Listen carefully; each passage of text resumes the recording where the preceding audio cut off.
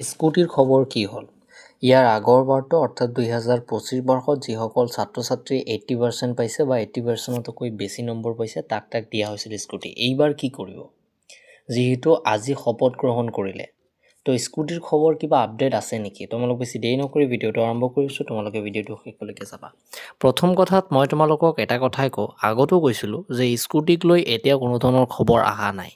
যদি আহিল হয় তোমালোকক ন'টিচ দিলে হয় যে এপ্লাই কৰিব লাগে বা মেৰিট লিষ্ট বাহিৰ হ'ব। ইয়াৰ আগৰবাৰ অৰ্থাৎ 2025ত ৰেজাল্ট দিয়াৰ লগে লগে বা এডমিশ্যনৰ আগতে কিন্তু মেৰিট লিষ্ট বাহিৰ হৈ গৈছে। কিন্তু এতিয়া মানে এইবাৰ 2026 বৰ্ষত এতিয়াও মেৰিট লিষ্ট বাহিৰ হোৱা নাই, মানে কোনো ধৰণৰ কথাই আলোচনা কৰা হোৱা নাই, যিহেতু চৰকাৰে নাছিল। তোমালোকৰ ৰেজাল্ট যেতিয়া দিয়া হৈছিল তেতিয়া কোনো ধৰণৰ চৰকাৰ নাছিল, সেইবাবে তোমালোকৰ যি ন'টিচখন দিব লাগে স্কুটিক লৈ সেইটো এতিয়াও দিয়া নাই। আৰু যদি দিয়ে মই তোমালোকৰ লগত আলোচনা কৰিম। মেবি তোমালোকৰ স্কুটি 80% থাকিব, মেবি।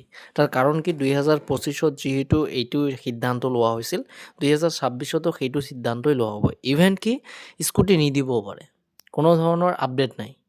এতিয়া চৰকাৰৰ ডিচিশ্যন, চৰকাৰে কি কৰে, চৰকাৰে যিটো ক'ব সেইটোৱে আমালোকৰ মানি ল'ব লাগিব, ঠিক আছে।